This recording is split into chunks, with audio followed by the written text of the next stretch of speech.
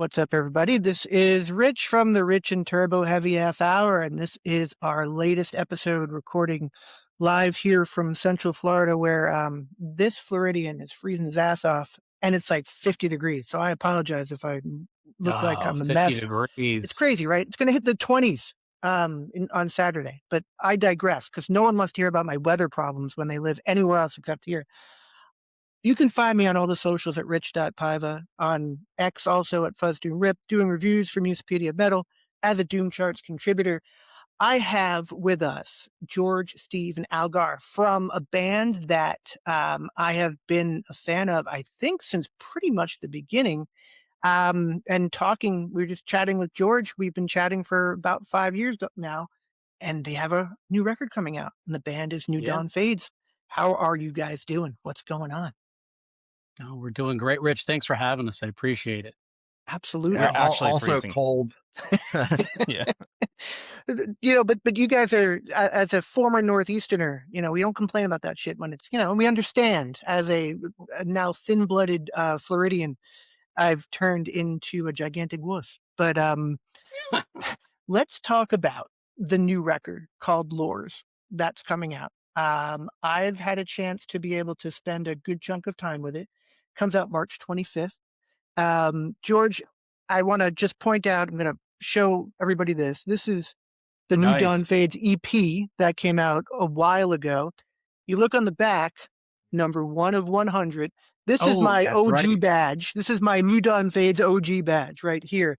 But now, here we are, full band. Tell us a By the little way, bit everyone about got a number one of that. No. yeah, everyone. I know my buddy Rob has, I think, number 2 or 3. So I know you numbered them at least to like 3. Yeah. Tell us what's up, what's going on, what's this new record about? Tell us about the band and all the good stuff that goes along with New Dawn Fades. Who wants to go first? Al, you want to take this? Sure. Well, this will be our debut full-length album, as the EP was recorded as just kind of George on his own, just putting his music out there, and then through some lineup changes, he ended up getting us as the full lineup. Our other guitarist Corey couldn't be with us tonight, but yeah, so this is our first full length as a full band. So it was a labor of love. We all put a lot into it. It's been a lengthy process just making sure everything was done right. It was recorded in 2 different studios and 3 or 4 different locations, and by Steve, our wonderful drummer. He handled a lot of it himself. So we've just been chopping at it piece by piece, making sure it's going to be something memorable for all of us and that we're all going to be proud of. And I know I'm super stoked for the band and especially this album and for everyone to hear it because it's been a long time coming. Yeah. We started working. Yeah, we did start working on this about a year ago, right? We flew out to Chicago, did the drums at Electrical. Steve had some hookups out there, and who helped us out when we were in Shane Chicago? Hochstetler from Howell Street Right. Recordings out of Milwaukee. It's a very dear friend of mine. Great engineer, monster drummer. I've known him forever from playing with him in hardcore bands and stuff. And yeah, I was kind of like I've had a recording studio for 25 plus years at this point, and I was kind of always like a bucket list thing for me to record at Electrical. That's Albini's place in Chicago. It is a very memorable room. I've been there before, but if you hear someone hit a drum in that B room, like you were like, oh, I've heard this room before. Like you just recognize it. It's very, I mean, it's a special, really special place. It was really really fun to track there. That's awesome. Yeah. And So that was October of last year. Then we came back here, recorded the rest with Steve, all the strings and vocals. Steve did all the mixing. And yeah, I mean, we had a couple hiccups at the end of the year because the holidays hit and different things happened. But yeah, this what's great about this album is it's our current set. And I really wanted to make sure we captured what we're playing right now at this moment. And yeah, I'm very stoked for it. And what, to add what Al said earlier, this is the first full band release. The EP that you have was just me doing a little bit of everything, and then I had a hired gun on drums and used that as a platform to find band members, and that's how I found Steve and Al and Corey.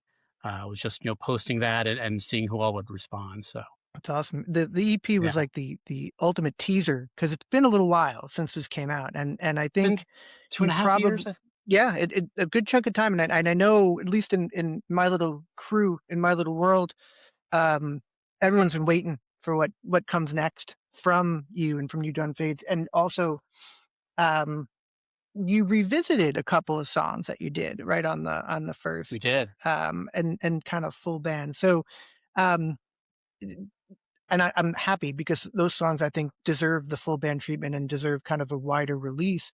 Was that kind of your thought process when you were thinking about putting the record together?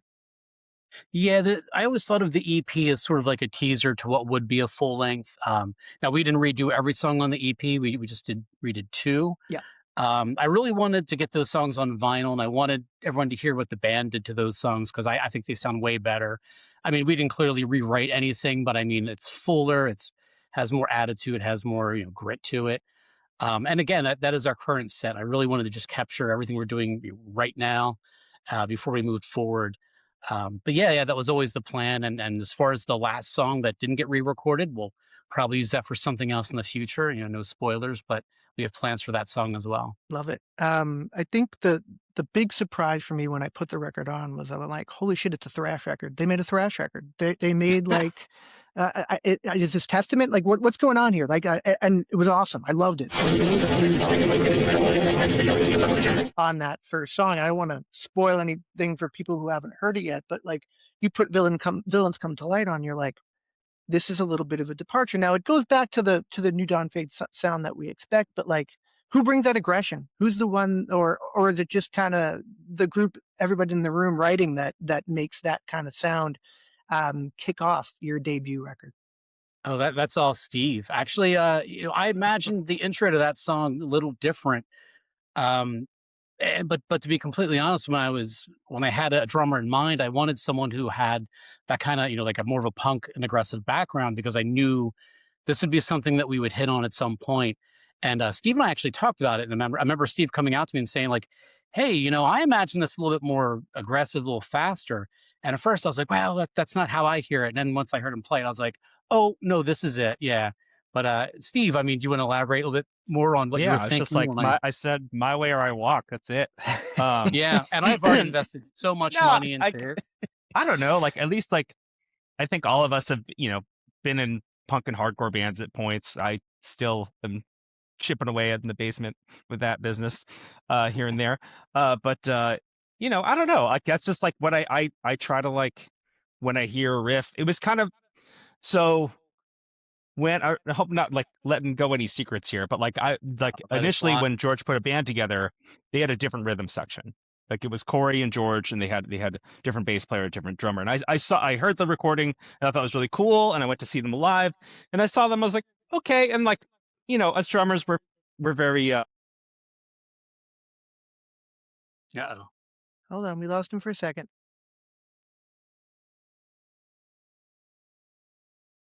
Hold on. We just spinal tapped our drummer. I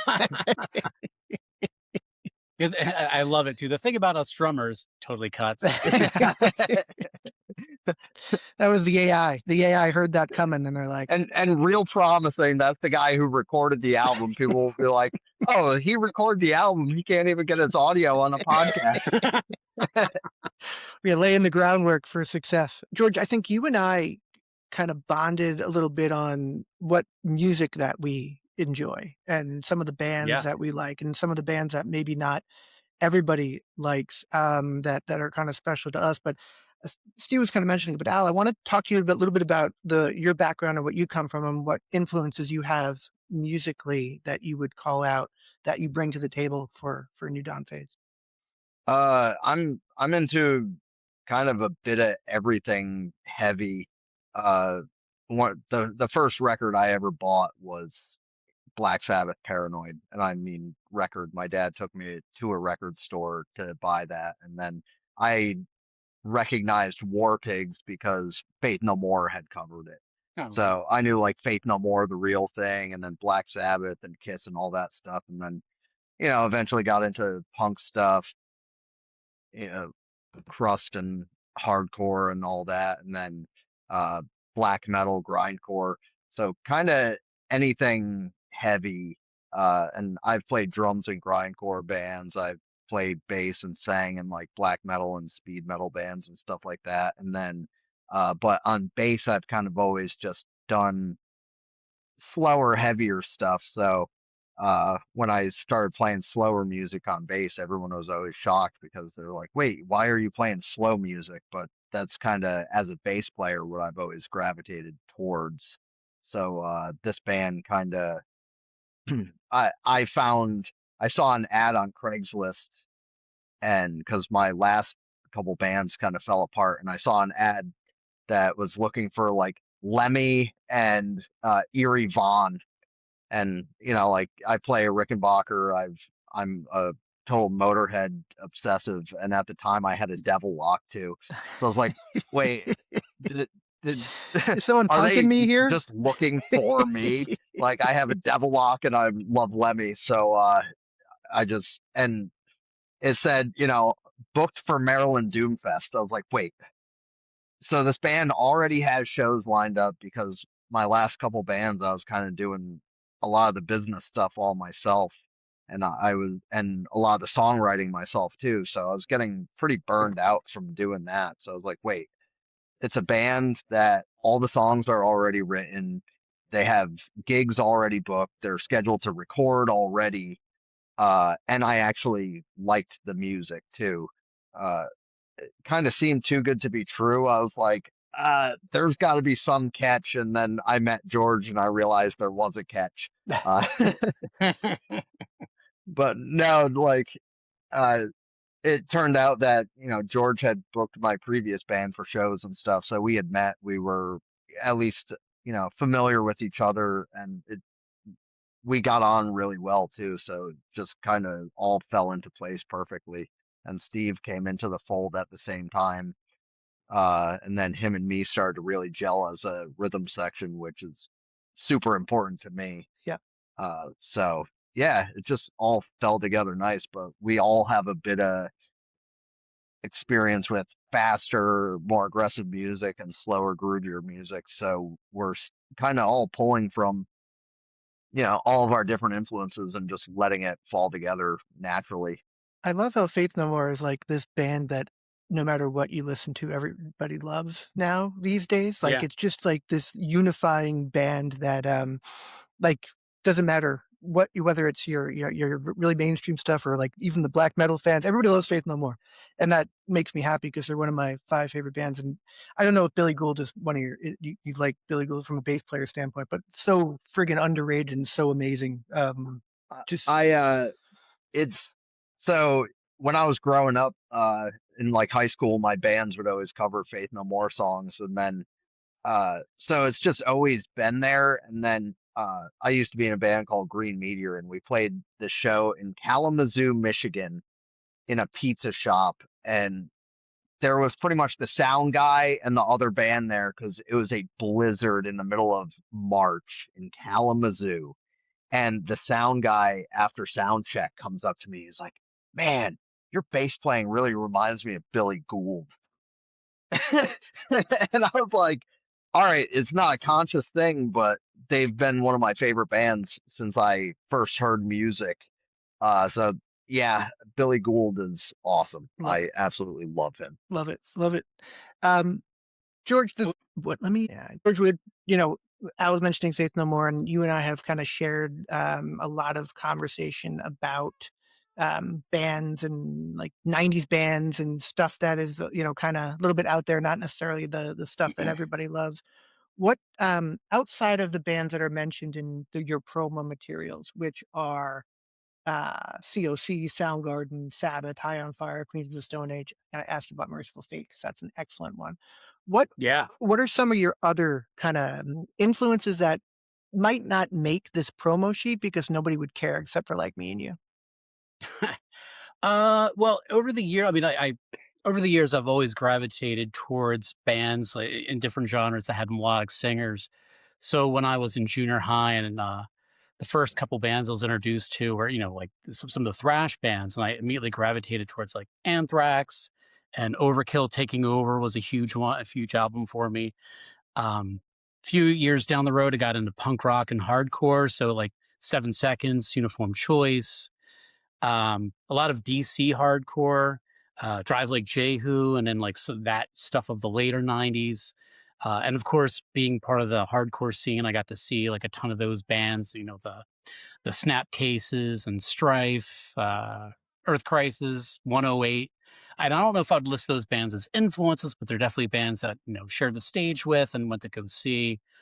As a young kid, my father listened to a lot of Black Sabbath and Deep Purple. So vocally for me, that's where all that comes from, right?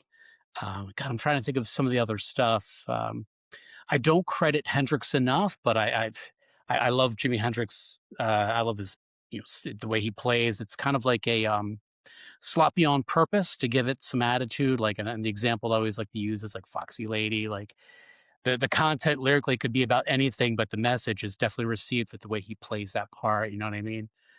Um, I mean, there's so many other things I could sit here probably for hours and go through, the record collection of, and a couple summers ago went on a big 80s kick and got back into like some goth music. So, I mean, I revisited Susie and Joy Division. Obviously, we're going to probably talk about that considering the band name. Yeah, yeah. Man, love The It's Cure. I mean, you name it, I've probably been into it at some point or another, but when it comes to playing music, I just gravitate towards the heavier stuff. a couple things I want to take away from that. You mentioned The Cure, and I posted a picture um, of Disintegration the other day. I was listening to it, and I think when you and I are probably close in age.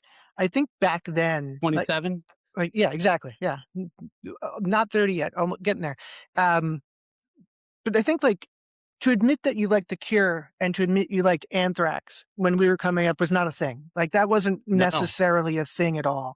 But No. nowadays, like you can connect what Robert Smith did about Disintegration with just about anything heavy, like because of the way he did it and the layers and the mood and the atmosphere. And it's kind of cool now to like The Cure and to like, metal and to like everything else. So Yeah, it and was a you could say different the same time. thing about My Bloody Valentine. I mean, I Yeah. looked into how they recorded, Loveless at one point when well, in Ritual Earth, just to figure out all those layers and all those different effects and all those things you could do to push a soundscape forward, right?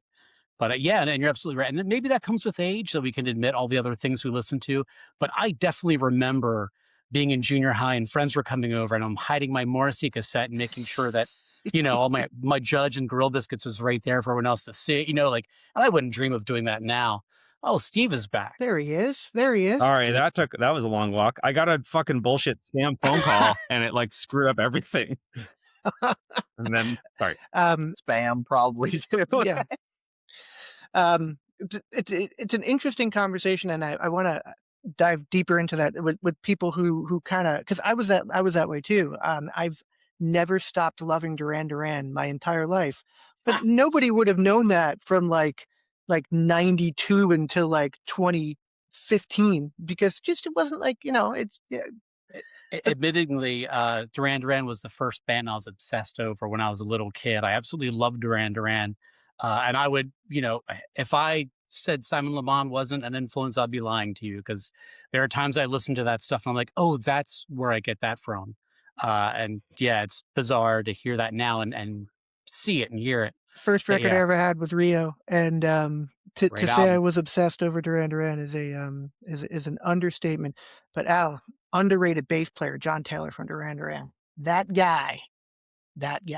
Um, anyway, So I'm a little bit younger. So my first exposure to Duran Duran was like I never had cable TV, so whenever I went anywhere with cable, it'd be like, "Oh, MTV, what's on?" And that song "Come Undone" and "Ordinary World," those were my first exposures to Duran Duran, and I still remember the hooks from those songs. So even at a young age, yeah, it's I know Duran Duran's hooks. So it's when I fell in love all over again with the band. The freaking those songs. Anyway, I don't know. it's crack to me. I just like I can't get enough, even at this age. Steve, we were talking before Yeah. um, the the buy a timeshare condo call that you just got on your phone, Yeah. whatever that spam was. Yeah. You were saying that drummers, and I think you were talking about when you went to go see the band and they had another rhythm section and Yeah. you had opinions. I think that's where we Yeah, were. I mean, well, like, yeah, it was just, I was like, oh, I was saying, drummers are a competitive bunch. So I saw them play and I was like, okay, all right, I think I might handle this a little differently, whatever, no big deal. And I ended up like buying a speaker cab off George a little bit, like a few months later. We were talking, kind of shooting the shit. And then he kind of called me I feel like almost out of nowhere, saying that they might need a drummer to fill in. And it was my other band was playing some shows and I couldn't do it. But I was like, yeah, man, if something else happens, let me know, whatever. But where I was getting to was that they had done some like demos of these songs, or most of the songs on this record already. So I had already listened to them with some drums in there, which I feel like it's hard to not let that kind of color, like oh, okay, this is like how it, when you're trying to learn a song, like oh, this is Right. how it's supposed to go. Whereas at least I think with the first song on the record, I don't think there was any. I don't think there were a few that we recorded that didn't have any like even like scratch recordings or anything that weren't just guitar basically. And so that was kind of fun. I was like, oh, so I didn't really, I kind of went at it with, my own the things I was hearing. I was like, oh, I was like a little bit of like a high and fiery kind of vibe. So that was kind of where I was pushing it. And, I, you know, I was I'm a bit stubborn and I won. So yeah. Yeah, the one thing Steve forgot to mention is he actually came to our first show, Oh, that was your oh, first show. which is Oh, that was our whoa, I first didn't know show. That was that basement show. What was that venue called? that. I forget. God, I can't remember the name of it. I played there with one of my other bands actually too. Yeah, Uh, it's West yeah, Philly it was a little basement. basement in like West Philly. the I don't remember which band I was talking to. It was Kal-El. I was talking to Kal-El, Oh. and we were talking about sequence and how sequence of the songs on a record matter. Mhm. And I feel like you guys paid attention to that with that being your first song because it sets the tone, I think, for the record. And I don't know if that was a conscious thought to put that song first or not, but I applaud that choice because it sets you guys up to like, yeah, this is going to rip your face off, and that's kind of what it does. It doesn't necessarily maintain that pace the whole time, but it sets the tone for I think the vibe of the record. Weeks of group texting Obsessive. went into deciding the lineup of songs and the order of them. It's Yeah, we took it very, very seriously. you'd be surprised how many versions of the album we came up with, and reasons why, and but yeah, I think originally this was the first version of the sequencing. This was the first song. And then at one point I started listening to it and thought, you know what, this can't be it. It's got to be something else, something more obvious. And the more we talked about it, we came back to it. Everyone just came in with their input. And I think what we definitely knew is, we talked earlier about how we redid some of the songs off the EP. And my thought was, I don't want to open up the album with a song someone may have already heard, and I don't want them on the same side. So let's keep them separate, throw them in the middle of the album somewhere, and work based off of that. And then these guys just kept coming back and saying, villains first. Let's just do it. And the more I thought about it, the more I was like, you know what? Yeah, let's just kick them right in the teeth, and then let the rest fall. But yeah, we've definitely went into full detail with every little piece of that album, It right on down to New Evil being last and several reasons why. it I it's think I think Al was the first one that George mentioned really that. likes rules. He's got a lot of rules. I do. I like strict rules. It's funny you say that. The more bands I talk to, the more it's like everyone kind of has a different approach. There's been a few bands that I've talked to have been like, it didn't really matter. We just needed to fit something on a side. We had this much time and we had to fit it on a side, and it just was what it was. And sometimes that works out too. But I can tell that you guys spent, there was a thought process involved in this. One of the other things, Georgia, that I want to take from what you said about like maybe mentioning Hendrix and stuff. The thing I love about your band and the sound of this record is that while it's heavy and it's rock, like I I would struggle to categorize this without like using 6 different adjectives, or Mm. 6 different genres, because you have like a metal aspect of it. You have, the stoner rock, and you have like a proto metal kind of thing. The thing that I always underlying here with, maybe it's your playing or your sound, or maybe it's the production, is this like heavy classic rock vibe. And I don't know if I'm crazy hearing that, but I hear Mm-mm. it in the way that you mentioned, like Hendrix playing sloppy. Like there's nothing here that it sounds like perfection, which is exactly how I want my music to hear. Am I kind of making that up in my head, or is there something to what I'm thinking there? No, I mean, absolutely. I mean, like I said, growing up and having a stepfather that listened to a lot of classic rock, I mean, that was huge influence on me as a kid. I think, once you first learn guitar scales too, you start figuring out all of your favorite band songs. And I definitely learned how to play by playing along to Black Sabbath and Led Zeppelin records. And I mentioned, Deep Purple earlier as well. So, I mean, yeah, there's definitely a lot of that. There was a lot of 70s riff rock that I got into a couple decades ago. I mean, you kind of nailed it too. And then growing up in the late 80s, being into thrash, and then there's some influence there. There's definitely 90s grunge. That's when I was first active as a musician. And even, we talked about High on Fire. I've revisited a couple albums when we were recording this. And I think that shows as well. And that's why we listed it as an influence. But yeah, I mean, there's definitely a lot of stuff in there. Classic rock is for sure in there. um, I think you and I had actually talked about this before. Was it you that mentioned like the bends in the songs? Because one of the things I wanted to make sure I addressed is that, uh, Tony Iommi and Greg Ginn, different sides of the spectrum, both did one thing the same, and that was they had no fear to leave a power chord to play a single note and then just bend the fuck out of it, right? And I do that with almost everything that I play to a fault, to the point to where like I sometimes have to remind myself, hey, there's other strings on this instrument, I should utilize them. But I love bending notes, and then it just makes things sound evil, like more evil, and just gives it more character, and I've always added that in there. One of the other songs that stands out to me, and is "Leave My Loneliness Unbroken." That's my current favorite song on the record. And if I'm remembering correctly, it's the one where I feel like that '90s grunge thing comes out more than any of the other tracks that I hear. Which again, like, you're gloriously all over the place on this record when it comes to genres and things like that. Um, can you tell us a little bit about that track and how that came to be, and maybe what you were thinking when that was written and recorded? Huh. I'm trying to remember when I wrote that. I think I had that for a while, and it's one of those like the different riffs in that song were things that I had floating around. I knew that I wanted to do something that had more of a slower pace, and that would drop in volume a little bit in different parts, which is what we do on the choruses there. I think if I'm not mistaken, we put that together and completed it as a band. But everything about that, I wanted to be a little different from the other stuff that we had. Even vocally, I sing in a lower range, more controlled, and obviously there's parts in there where I belt a little bit more than I do in the other parts of the song. But yeah, I think I just wanted something a little bit more diverse, that was still heavy, that was a little bit slower, and just showed, that this band is really good at dynamics, not just pumping out riffs in your face nonstop.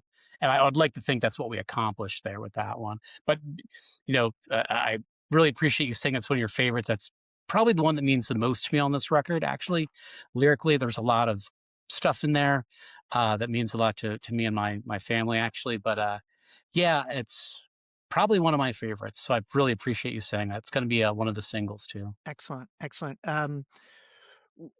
So you mentioned, Steve and Al, you mentioned seeing George play, and maybe other versions of this band, Mhm. or before. What are your guys' plans for playing out? What are your you have some local shows set up, or what does that look like for this record moving forward? We do have a. Well, Valentine's Day, we're going to be playing with local heroes, Stinking Lizaveta. Oh wow, cool. Uh, so that's super cool. Before I even lived in Philly or knew who they were, I saw Clutch on tour, and Stinking Liz opened for Clutch. Wow. So then when I moved to Philly and I was just like in a coffee shop and saw their CD and realized the coffee shop was owned by, people from the Lexi. band, I was like, whoa, I saw them with Clutch and they just run a coffee shop here. And I've been in and out of contact with assorted members, through the years and seen them around, but I will never forget seeing them open for Clutch. So for me, playing with them, that's just super cool.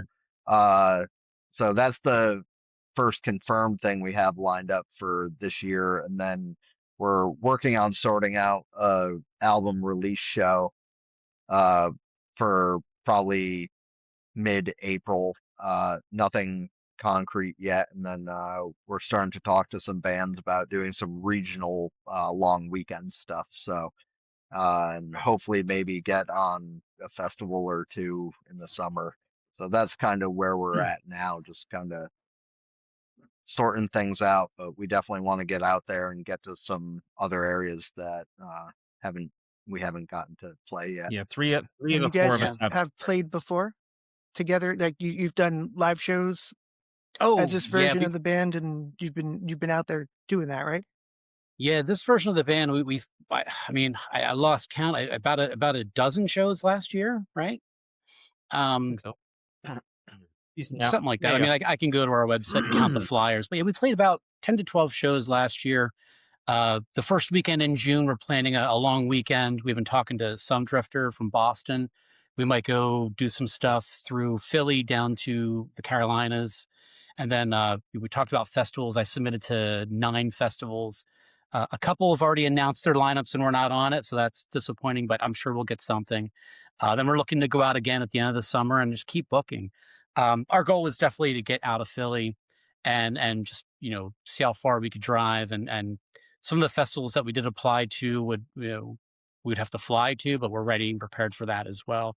Hopefully, I think we submitted to Tampa Doom Fest. I'm not sure if you're gonna the Doom and Gloom Fest. There's a I haven't rumor heard back. that the Rich and But, Turbo Heavy Half Hour might be a sponsor for the Tampa Doom and Gloom Fest in some well, if All you capacity. right, could so So put in a good word for us, might put in a be. please. good word for us, yeah. I was And then actually Al, going what to were mention good? that to you guys. Actually, if you were saying you're looking at festivals, that's definitely a thing, and we can talk after. But yeah, Yeah, that would be very cool.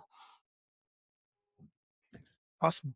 Al, were you yeah. saying And something? I think I may have mentioned this, but at the end of the summer, we're looking to do another long weekend as well, as long as everyone has availability.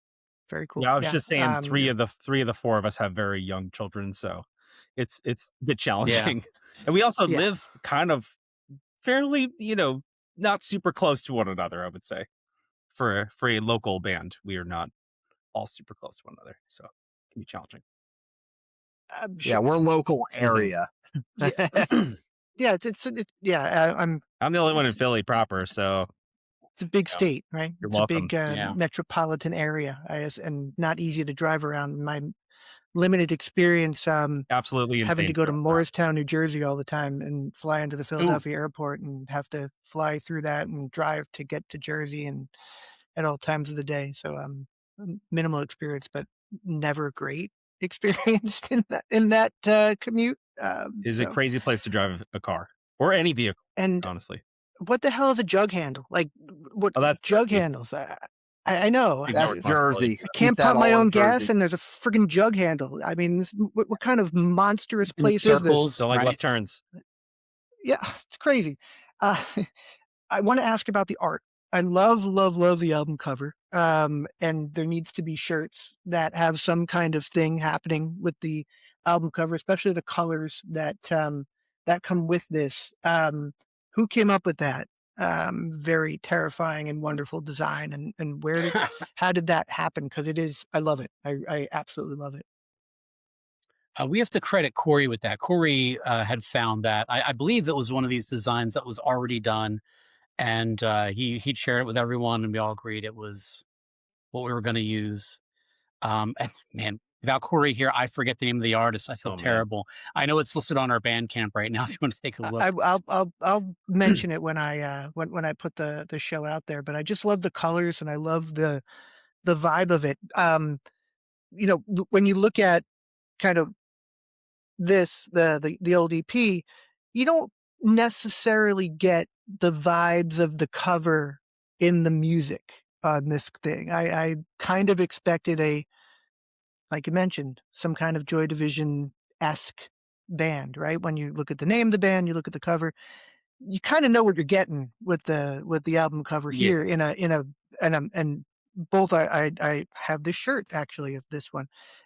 So I dig them both, but this one I think kind of solidifies what you guys are trying to do. Um, so it also, you mentioned Merciful Fate, the vibes I'm getting here, that kind of era and that kind of art. So why specifically did you call out Mercy, or does Merciful Fate called out in your bio? Because I find that interesting, and I find that not enough people enjoy or listen to or dive deep into that stuff. Well, Melissa is still one of my probably top 10 albums of all time. I absolutely love the early Merciful Fate stuff. There's something about the way those guitar riffs are played. It's definitely very classic rock, but evil, and you don't know why. There's also like a very 80s metal feel that goes with that. And I remember as a young kid thinking, like I'm listening to Death and Dark Angel and all these other bands, but Merciful Fate has something slightly different. And it's just the combination of the two styles pulled together. And those riffs also, there's a lot of like single note bendy stuff. And it just gives you that feeling of like, that something else is going on. And it's when I wanted to make sure that I covered the 80s metal influence, and I just thought Merciful Fate was the perfect pick. So it's a record I could put on at any point in time and thoroughly be still into from beginning to end. And yeah, I just thought it'd be really cool to mention them. Yeah, I love Merciful Fate. But back to the artwork, originally everything was black and white, and that was one of the jokes I made in one of our text threads, is that now that we have a full band and everyone has input, like now there's color. Not only are we, have a full color cover, but that the vinyl we chose is, blue to match the logo. So it's pretty big leap from the black and white t-shirts, the very goth looking aesthetic, which was the original, intent when it was just a one-man show. But yeah. If the vinyl comes out the way the picture shows on Bandcamp, it's going to look pretty awesome, because I love the blue and the black. And as a vinyl nerd, I think people are going to really dig that. It's Did you make a conscious decision to kind of go at this on your own when it comes to releasing, or did you look at maybe working with a label on it, or because I know sometimes the labels are great, but also their schedules could be 18 months out from putting a record out, right? So is what kind of went into your decision to self-releasing? Well, we definitely shopped the album back in November. And one of the things that I mentioned to every label was that we're really looking for a 2026 release. So those who did get back to us just, were very honest and said, look, that's just not possible. And, again, with timing being of the essence, you mentioned before, it's been, what, 2.5 years since the EP came out. It was really important to me to capture this now. I didn't want to be in a situation where a record was coming out and half the songs we're not into anymore, don't play anymore. We're excited about the new stuff. And even right now, as we're recording this, we already have, what, 5, 6 songs that we're going to record for the split. And, each member of the band has 2 songs to contribute to the next album. It's awesome. We're just moving so fast now that the lineup is solidified that waiting 1.5 to 2 years for a debut album to come out, I thought would have hurt us. Yeah. So I just took it upon myself to say, guys, let's do it ourselves. And, if another label takes it over later on, that's fine. And if not, that's fine too. But, in my mind, like having something out within 3 to 4 months versus 2 years makes a big difference for us. Yeah, you're seeing some Yeah. bands out there who self-released, and now, one of the bigger kind of, heavy underground labels are picking up and releasing their, doing a repress of the first record that they did. Like Temptress It's is one of something those with bands. Florist I saw, Yeah, right? yeah. My Yeah. boys in Florist, who I always mention on seemingly on every call, they're kind of doing that same thing. Um, Temptress just did the same thing. They dropped their record on Blues Funeral, and now they're Ripple picked up their first record. So it's I like that idea. And to your point, like we've been waiting, the fans have been waiting for the new Dawn Fades record. So another year, might have, a lot happens within a year. But you started to answer a question I was going to ask about Steve and Al. Now that you guys are kind of this unit, what does that writing process look like? What is have you been looking at new stuff? Because I'm sure that some of this stuff has been recorded for a while. How has that process gone when it comes to the new stuff after Lures comes out? I'm constantly bombarding the group text with like late night videos of me with my bass in the living room, like, hey, is this riff worth me recording with distortion so you guys can actually hear it? And then everyone's like, yeah. So yeah, I'm constantly throwing riffs, currently just riffs, to be like, hey, could this break up a current song that we have, or be a bridge or a breakdown or whatever? So we're just kind of starting to do that, and then Steve and I Uh-oh. have also There we go. will start kind of jamming at practice on a riff, and then people are like, wait, what's that? And I'm like, record it with your phone. I don't know, I just came up with it. So For Steve forgets it. Yeah, I mean, George had kind of we're kind of finally through. He had, because we, he and Corey started over the new rhythm section, and there was kind of a push to kind of get the whole last batch of songs knocked out before we kind of moved into new things. George had a bit of a backlog, I think, of songs that were kind of already. He and Corey had a bunch of songs that were kind of already pretty close. So we're kind of now finally starting to get into the bit where we kind of like, people have parts of songs or ideas, and not me, I'm like barely a musician, I play drums. So we people are coming in with to practice with ideas, and people are bouncing stuff off of each other, so that's been pretty fun. But Steve, you seem to also be the secret weapon who does the recording and who does all that stuff, right? Is that something that you've done before and you enjoy, and that's going to continue with the band, or how does that play into the whole dynamic? Well, I think generally it saves the band money, except for when we go to electrical audio. But yeah, no, no, I've recorded almost every record. I've played on a lot of records, and I think I've recorded almost every record I've ever played on, with a couple exceptions. Um, so yeah, I mean, it's one of the things I do for a living, partially, and is one of the things I'm obsessed with. So you know, they'll probably have to take the reins away from me, like from my cold dead hands. So that's, I don't know. It's just it's something, I've worked on for a long time, and I've just moved to a new space about a year ago. That's way pro. It was a giant step up for me, and it's also conveniently in the same building that we practice in, so that helps a lot too. Um, Very cool. yeah, yeah. So I don't know. Yeah, it seemed, it was convenient for everybody else, and I wanted to do it. So I think that's what. And they trusted me And enough to not screw it up. So and you didn't. I can confirm. The sound is excellent. I love the way it's recorded. I love the vibe of it. I love the rawness of it, the realness of it. There's nothing that sounds in any way not like organic, which is something you can't say a lot. You can say it a little bit, but like a lot of records I listen to, you don't get that vibe, and I love the way that this record is recorded. That's Um, awesome. I just want to say, number one, George, thank you for being so patient with us getting on this call. We have been probably talking about it since I started the show, and I'm so excited to finally be able to talk to you and the guys who are in the band now. Um, I want to just give you a chance to just give a little bit of why you love this record, why why Lori's is what it is, and for the people who are gonna go pre-order it on Bandcamp, just tell them a little bit about your final thoughts on what Lori's is all about.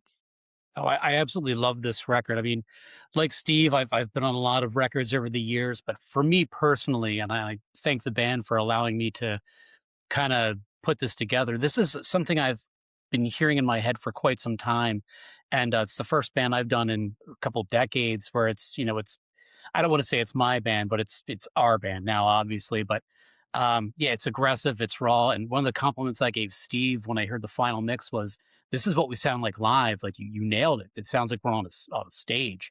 But it's aggressive. The guitars sound awesome. I'm really happy. I've always been very picky with how I'm recorded vocally, and Steve did an awesome job with it. But everything you said earlier about all the influences, they shine through on this record, and it's probably my proudest moment as a musician. And I played it for a handful of people, and obviously they're friends of mine, so they're going to tell me everything I want to hear, and they're going to tell me how great they think it is too. But I think some people are going to enjoy it. If you want to piss off the neighbors, put this album on. It's going to do it for you. Um, yeah, I couldn't be more excited for an album. Well, And not that that's going to sell on other folks. Of course, that's what I love about it. But I mean, I'm sure Steve and Al can add their comments too. yeah, tell us what you guys think. Just final thoughts on this record that's dropping on March 25th. I'm super proud of it. I think it's one of the best recording jobs I think I've ever done on a record. So that's a little bit maybe foremost in my mind, because I've probably listened to this way more than any human being ever should. Yeah,